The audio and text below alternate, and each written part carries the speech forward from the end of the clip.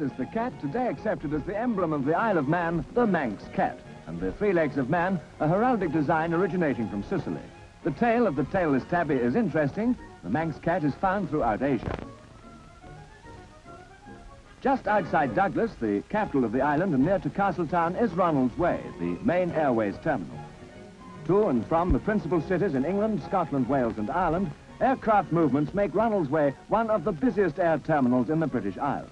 75 minutes flying time from London, and midway between England and Ireland, the Isle of Man is 30 miles long and 10 miles wide.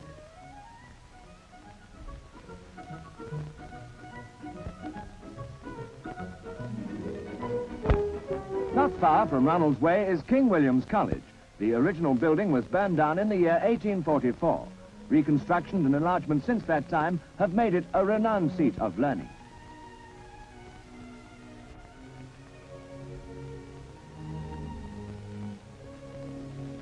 The outstanding feature of Castletown is Castle Rushen. Magnificently preserved, this mainly Norman structure is now a court of justice. The ancient single-handed clock is alleged to have been the gift of Queen Elizabeth I of England. The castle is built entirely of limestone, an amazingly preserved monument to a bygone age. A floral design of the three legs of man can be seen on Douglas Promenade, whilst flowers are everywhere, and in the sunshine, fountains play, reflecting the colourful continental scenes on the fine promenades. Journeys into the luxuriant and fascinating interior of the island can be made from Douglas, which is the starting point for the exploration of the island's 500 miles of motor roads and lanes. There are unrivaled views from the mountain roads and coastal drives. Green hills are splashed with heather, and many enchanting glens wait to be explored.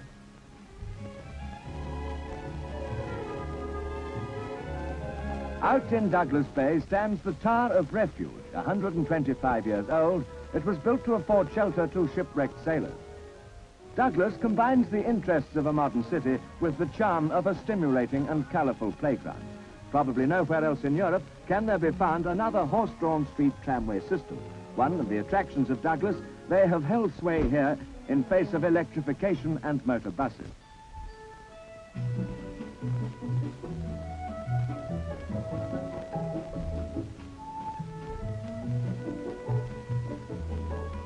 There are almost 300 acres of parks, glens and open spaces in Douglas.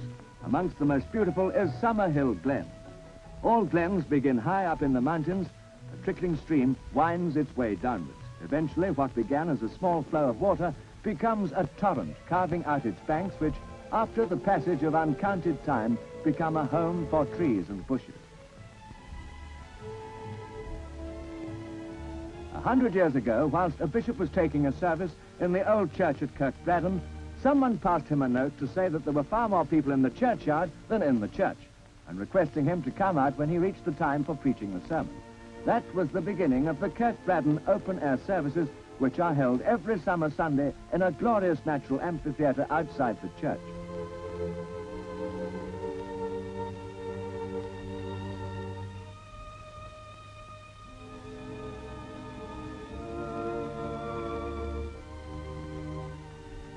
With the three legs of man to remind you where you are, the milestone tells we are not far from Laxey with its picturesque harbour and old world charm.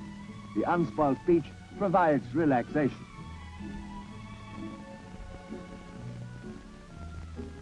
Laxey Glen Gardens provide shaded walks along winding paths flanked by trees of enchanting colours.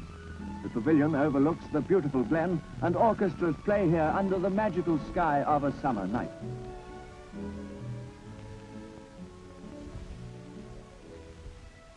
The Manx Electric Railway terminus at Laxey is the starting point for the never-to-be-forgotten ascent of Snaefell.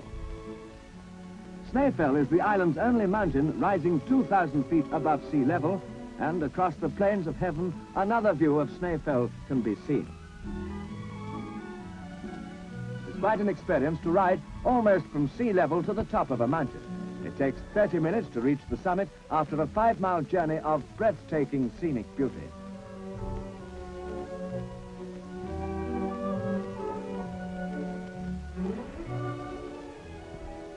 From Snaefell summit, almost the whole of the island can be seen. Below us, shimmering in the sunlight, is Ramsey. At St. John's Junction, en route for Ramsey, we see the second of the island's railway systems, the narrow-gauge Isle of Man Railway. The engine's hauling power is such that the steepest gradients are negotiated with ease. The Isle of Man is self-governing. On Midsummer Day every year, the ceremony of Tynwald is carried out on Tynwald Hill, and processions of great splendor can here be witnessed on the great day of the announcement of the law. From the Albert Tower, we can look down on Ramsey, another favorite island resort.